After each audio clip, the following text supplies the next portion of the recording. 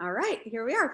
So tonight we're going to hear from Kristine Drummond, Australia National Marketing Director, on how to manage your time wisely in this business. She's a busy mom. She has a lot of experience just kind of navigating the ups and downs, just the scheduling and what, this business requires. And she has some great ideas and tips. So we're going to turn it over to her and let you guys learn, and after we're done, if we have some time, we'll let you guys share any takeaways. Otherwise, we'll share them on our Team Plant Strong Facebook page afterwards. So let me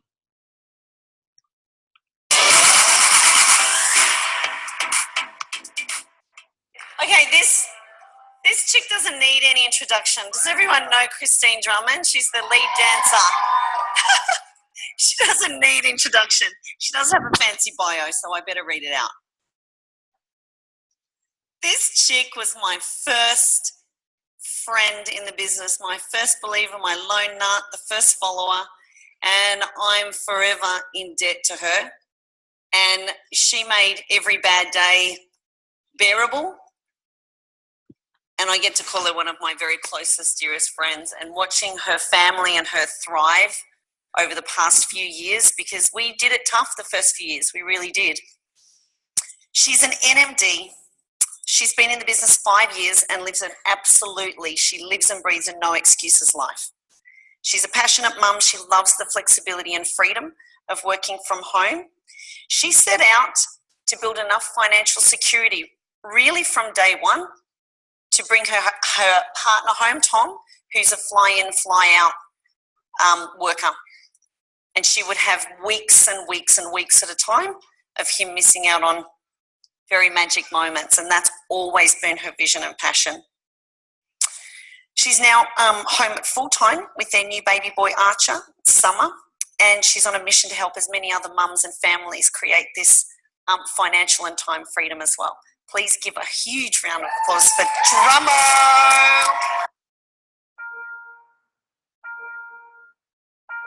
We're all given a certain amount of time to experience life, to carry out our dreams, our destiny.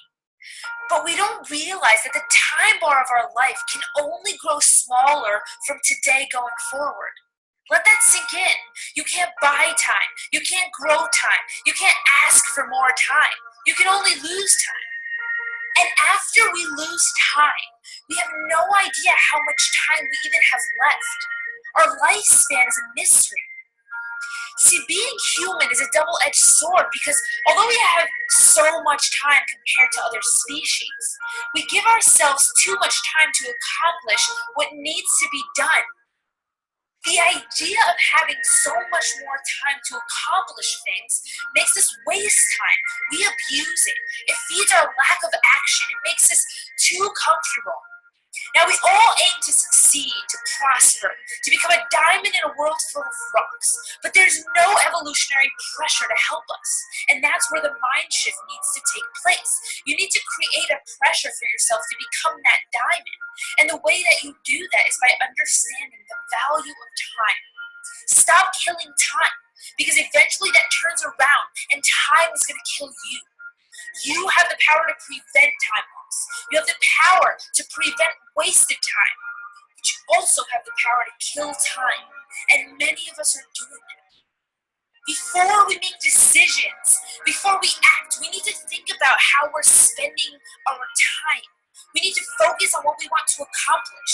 What makes the heart burn with passion? What wakes us up in the morning? What's your why? Time is the most valuable resource we have. I can save money for later. I can't do that with my time. I can invest in more money. I can't do that with time. I can share my money. I still can't do that with time. Stop damaging your lifespan.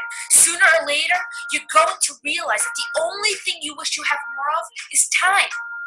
But it's what you use the worst. I want to see the transformation of how we use our time. I want to see habit change, the appreciation of the time that you're given, of your dream. I want you to pause the next time you find yourself wasting time on things that damage you, and think about why you've decided to shrink your lifespan. You're actually killing yourself. It's not a joke because you can't recycle the time you waste.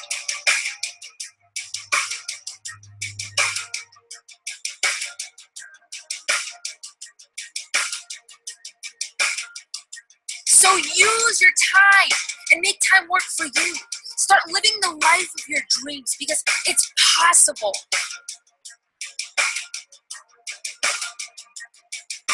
Pressure builds diamonds, so put up that fight.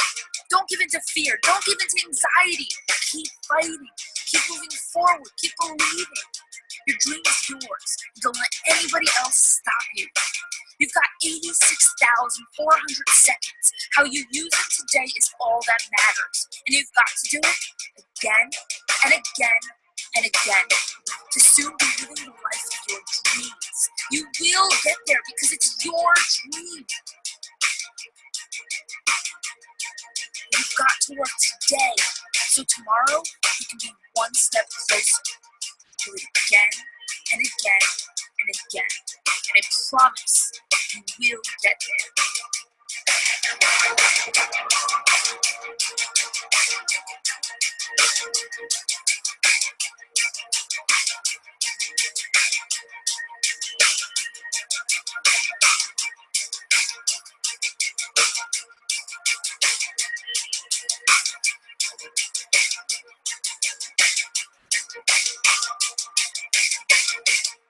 I want you to gain the intelligence of spending time wisely, because while you're killing time, time is killing you.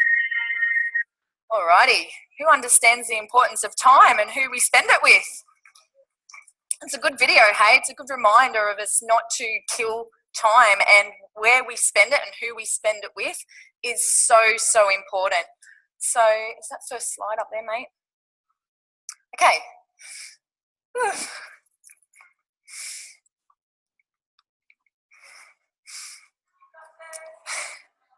Yeah, I do. Okay, so I choose to spend my time with these people. That first photo on the left was a defining moment on this journey. Excuse it. Break state. That was at Summer's Special Persons Day at daycare when she was 2, and there was kids in that playground bawling their eyes out because their mums and dads couldn't be there, and everyone else had their mums and dads there. And it's kind of like what Brian's vision is, you know, people having to put their kids in daycare because they've got to go to work. And I took some of them under my wing that day, and I made that promise to that little girl, said that would never be you. You know, Mummy will always be there for you. Come on. And I've stayed true to that, and this business has allowed me to stay true to that. That middle photo, thank you. The middle photo is another defining moment where I just had absolute gratitude. And I brought Tom home in December before Summer's first day of school, and he missed everything in the 5 years of her growing up. Oh, birthdays, weddings, everything, holidays, it was crazy. But he was there that day because in the December before, I brought him home, and for 7 months straight, he was at home full time with us. And that's another reason why I spend so much time on this business, because it allows me to create those magic moments where he gets to be part of that as well. The last photo is of my parents on New Year's, just gone. My dad has dementia. He's going downhill.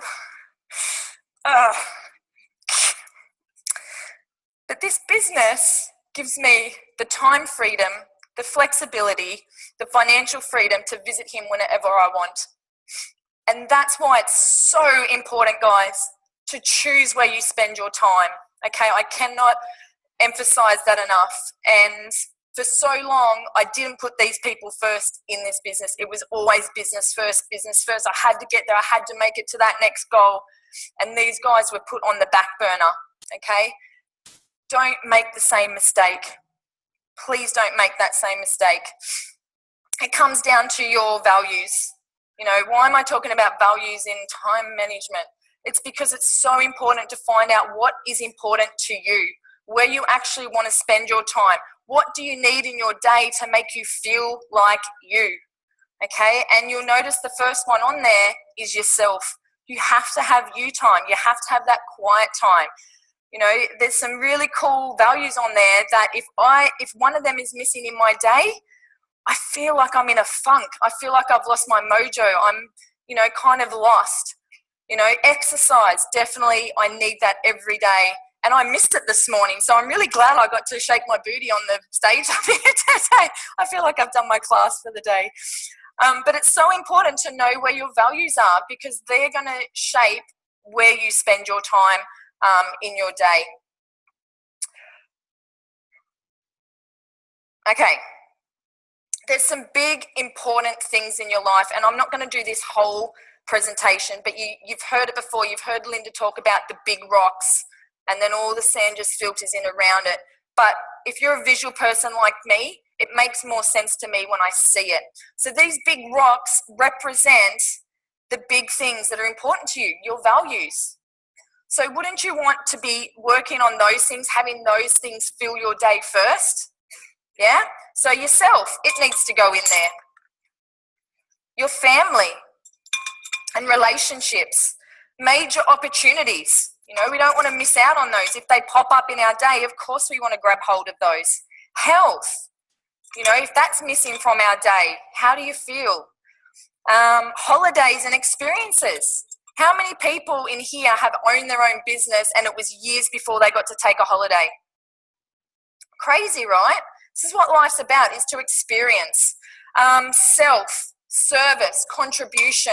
You know, these are some of the big rocks that you probably want in your life, but they've probably been put on the back burner. But if you make room for them, if you put them in your day first, if you align everything with your values, then the menial stuff doesn't matter. You know, things like emails. Ugh.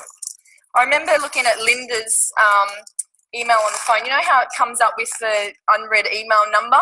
I remember looking at hers one day on her phone. It was like in the hundreds.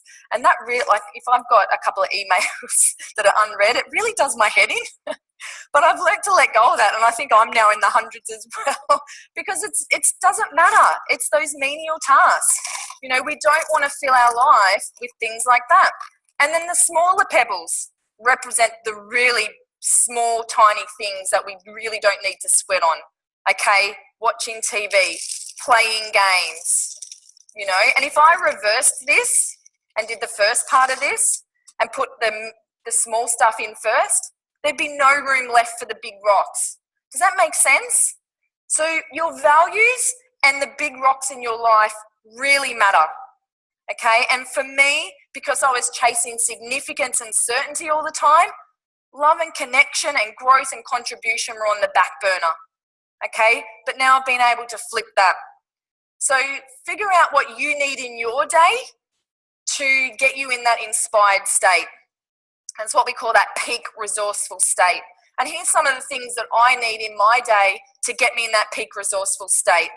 You know, I love meditation because it's my quiet time. It's tapping into my inner spirit, you know, getting centered, how Kira said, you know, focusing on that breath. How many mums are in here that wake up to chaos? You wake up, I'm hungry, or wake up, you know. Please don't do that. Try and get up before that. Otherwise, your whole day just seems to be in chaos then. Positive affirmations, I am statements. Again, you heard some awesome ones that Kira had today. Pump up songs.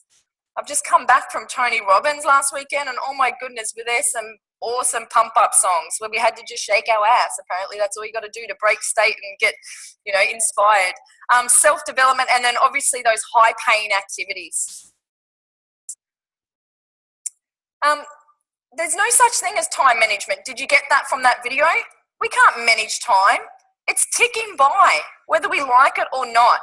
You know, every day we're one step closer to our death. I know that's really sad, but how we spend it is so, so important. So when these tasks come up in your day, And Celine's got another term for this. It's the do, dump, delegate. But today I'm going to talk about eliminate, automate, delegate. Okay, so if you have a task, think about it and go, can I actually eliminate this task? Is it important? Do I need to do it? If you can't eliminate it, if it has to be done, can you automate it? Can you come up with a system? Maybe it's going to take you a couple of hours to set the system up, but the investment in that time is going to reward you in weeks and months to come.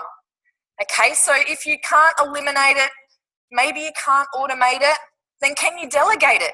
Can you teach someone else to do it? Okay, now a lot of people don't like to delegate because what does everyone say? No one can do it as good as me. So you might have to go through a little bit of pain until that person gets to the standard that you want. But long term, guys, it's going to save you time. Okay, now if the task can't be eliminated, if it can't be automated, if you can't delegate it, and one thing that I really highly recommend you strive for is delegating your cleaning in your house. Oh my goodness, that made a big difference. What my cleaner can get done in 2 hours, honestly, takes me 5 or 6. And she loves it. I'm actually giving it to someone, she's so passionate about it, it's not funny. So it's kind of like I'm helping her and she's helping me. It's amazing, win-win. Then at the end, it comes back to you. If you can't do any of these 3 things, then you make a decision. Do I do the task now or do I do it later? Which is what we call procrastinating on purpose. Who here is a procrastinator? Yeah, I'd be a millionaire if I got paid for procrastination. But procrastinating on purpose is different because what you're saying is, I do need to do this task, but now's not the right time. So what it does is it goes back into the funnel. It goes back into eliminate. Can't eliminate it the next time you come across it, then you try and automate it. If you can't automate it, and eventually what happens to that task that keeps going through that cycle is you get rid of it. It's not that important anymore. Your focus is shifted to something else. So does that make sense? Does that help? Yes? Awesome. One person. Yes, winning. So you've also got to think about how you start your day. And I talk to a lot of successful people and how they start their day, and it's rituals. It is rituals. You've got to start ritualizing your life. Now, I've put this together on someone that works a full-time job, okay? Please don't pay too much attention to the time in between 5 and 7. I'm not spending an hour and a half on all that stuff, guys. I just put it in there so that you could see where you can spend your time in the mornings. Now, a lot of people say do the hardest thing first. Who's heard that before? Yeah, do the hardest thing first and you'll stop procrastinating. Now, you might argue, you're not doing the hardest thing first there, Kristine. I'm like, true. Like I could get up at 5 a.m., bit early to message people in Australia at 5 a.m. and start new conversations. But how about overseas? You know, you might start your day and start a few new conversations overseas at that time. So you've got to figure out what works for you. But for me, I have to get in that inspired state. I don't wake up like that. I've got to put myself in that. Okay, so you've got to do what gets you into that state, that peak resourceful state. And then you'll notice that new conversations come in around 7 o'clock. And then it's like, do your Facebook post. Then you've got family time in there. That's a bit chaotic, breakfast and everything like that. Then work. I really want you to be conscious. Who here is working full time? Cool, quite a few of you. Awesome. I want you to be respectful of your time there. I mean, your employer is employing you to be productive at work. So that's why I've chunked out that time. But on your lunch break, go nuts. That's your time. So if you can make a few phone calls, if you can do a few follow-ups, then why not? That's what we call dead time in our day. You know, you've got to get really savvy with where you're spending it. And then I didn't have a schedule when I came into this business, and I really wish I did. Because when you don't schedule things, guess what? Doesn't get done. Who finds that? Yeah, time to start scheduling. This is just a tool. Okay, this is just a tool. It helped me. It may help you. You don't have to use it. You have to find what works for you. You'll notice there on the Saturday, la-di-da, date night comes in. Celine taught me this from a very early time in the business. you've got to have those date nights in there. You really have to show your partner that it's not all juice plus, especially if they're a bit like this. Make sure you're scheduling in that time. It has absolutely made a difference to my relationship. And you've got to have that day off. I take 1 day off juice plus a week. And when you take that day off, guess what? You still have conversations with people. It just works like that. But I really encourage you to take a day off, refocus, reassess. So this is just one tool that you can use, and hopefully that helps you. It's just a simple spreadsheet. And here's another tool, a daily tick and flick. Okay, and Dion shared this with me. Thank you, Dion. Again, you can change this up. Okay, some of you might not be at this level where you've got branding pages and things like that, but a tick and flick, who loves checklists? Oh, you're going to love this then, okay? So you print a couple of these out for the week and you just go through and you tick it off. So you put through on there your daily method of operation, the things, the high-paying activities that you need to do in your day, and then you just go through and tick it, okay? Incredible, incredible tool. The other thing that my friend Fee bought me once, which was an amazing tool, is this 30-minute timer. Now, I would do Juice Plus for 30 minutes. So I would do follow-up calls for 30 minutes. When that sand ran out, I would do washing and dishes for the next 30 minutes. Then I'd come back, I'd flip it over again. I would do my customer care for 30 minutes. I'd flip it back. I'd go and tidy the kids' room or cook dinner or whatever. So if you're like that and this is going to be a tool that's useful for you, it absolutely was amazing, because I'm a visual person, and when I'm watching that sand run out, it's amazing how quicker you go with either the housework or the follow-up calls. I think that's the end of those. Yep, awesome. So has this been useful? Are there some tools there that you think, I could probably implement that? You've got to be really, really savvy with your time. And I know for mums, it's difficult because we never know what's going to happen with our kids. You know, they are very, very unpredictable. But if you can have some sort of system in place and some sort of process that directs your focus, your business is going to flourish. So what I want you to do is stand up. Quick, quick, quick. Turn to the person next to you. Yell at that person, I will not kill any more time. To choose time is to save time. Time is money. The secret to my future is hidden in my daily routine. Give them a high five. You guys are awesome.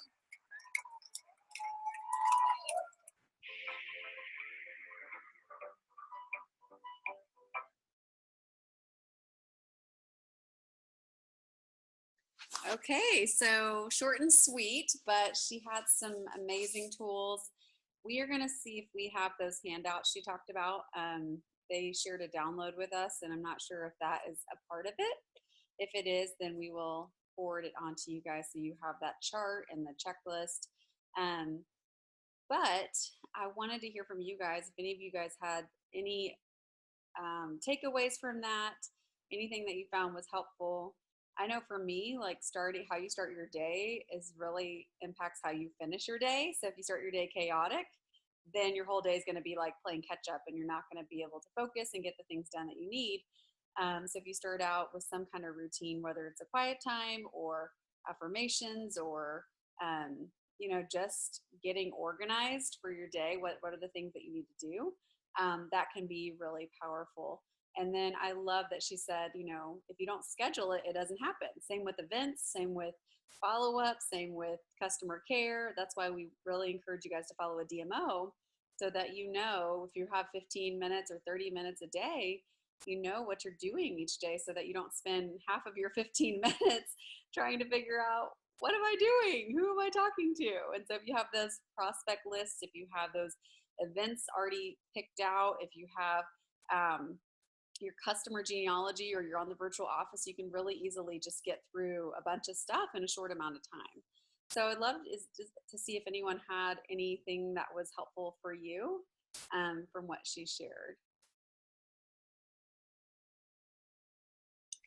I thought it was cool that it just kind of reaffirmed what I've been doing the last 2 weeks since we got back from our trip. Just that I'm trying to be better and more consistent of just having something like a physical calendar, whether it's getting a printout, but like literally having a hour for hour calendar, and I'm literally scheduling my business time in. But I love the idea, honestly, of a timer. Like I come in and I start a timer and be able to visually see that, like, this is all the time I got. Like that's really powerful. I think it's easy to like get in here and do stuff, and it's so easy to lose track of time. You like half hour goes by and you're like, wow, did I get anything done? So I think that's something I'm going to be implementing. Yeah, it makes you be more aware of your time and value it more, like she said, so that you don't waste it. Awesome. Anyone else have takeaways or things that you want to implement? Or questions about time management in your business?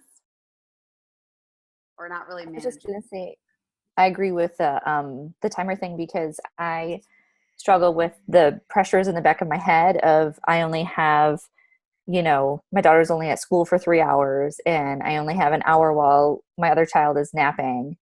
And so, how do I clean, cook, do business and that sort of thing. And so if I have a timer where it's like 30 minutes business, don't worry about the rest of the stuff, 30 minutes, of cleaning the kitchen, 30 minutes. So I think that's super helpful, because I struggle with how do I accomplish everything in the short period of time I have, without kids. So, especially when they get up at like this morning, I try to get up before them. I do a lot better when I get up before them. But our daughter was in our bed last night because she couldn't sleep and was up at 5:15. And so then it's hard for me even to just get a shower in. So I can't always plan on having the time in the morning. So I like that idea of really scheduling things.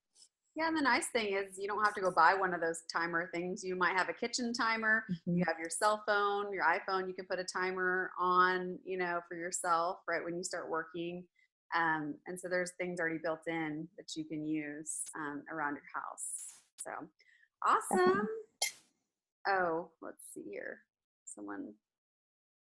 Trisha said, I need to implement all of it, but definitely just need to get organized and have a plan for my day. I've been unorganized from the get-go, and it makes me further behind. She said, what I took from this is that I need to bring someone in to clean my house. Me too. Me too. Me too. We actually have been talking about this quite often lately. And if I can make a suggestion for like the organization, like Michelle was saying she's going to get the actual printout, but I know a lot of people use different organizers across the board, but from a productivity and time management specific, I actually bought something called the Panda Planner, and there probably are others like this out there, but it's literally broken down like hour by hour, half hour by half hour every single day, and it literally keys in on like what do you need to be productive, what needs to be prioritized, and it is like been a game changer. It's not helped me tell him what I'm doing day to day, but it's at least helped me know what I'm doing day to day.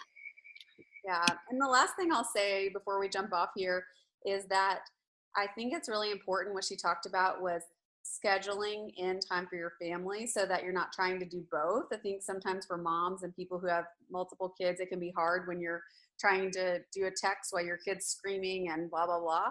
Like, take your breakfast time and just focus on your kids, like give them your full attention. And then when they're off playing or, when they're content, use that time for your business. And I think that's one of the things we're learning from the Australians is how to better manage, when you check your Voxers, maybe have set times like 3 times a day or 2 times a day that you check your Voxers. Maybe it's right when, after you do your morning routine, maybe it's on your lunch break, maybe it's at night after the kids go to bed, but just kind of set times where that's going to get done so it doesn't have to be occupying your brain space.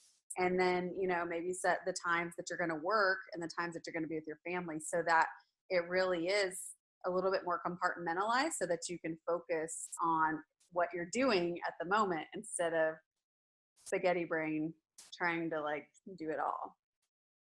So awesome. Well, thank you guys for being on. I'm going to stop the recording